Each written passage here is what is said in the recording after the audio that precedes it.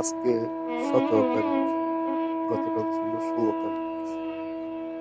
গতকাল রাতে প্রায় 10:30-11টার দিকে এই চুলা থেকে আগুন ধরে এই মিটারের তারে লেগে গেছে। এইখানে আগুন ধরে গেছে কালকে। এখানে সরিষা গাছের গাদা, এখানে ধরলে তো আগুন নিভানো মুশকিল হয়ে যেত, সব পুড়ে গেছে। এই তার পুড়ে গেছে,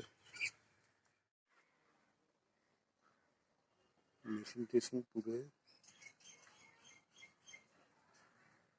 টিনগুলি কালো হয়ে গেছে।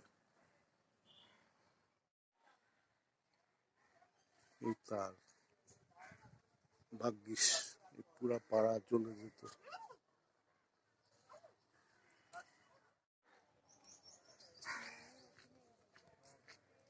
গোটা পাড়া, গিঞ্জি পাড়া তো সব লাইন সহ পুড়ে যেত। ভাগ্যিস ঈশ্বর রক্ষা করছে, সবাই জেগেছিল।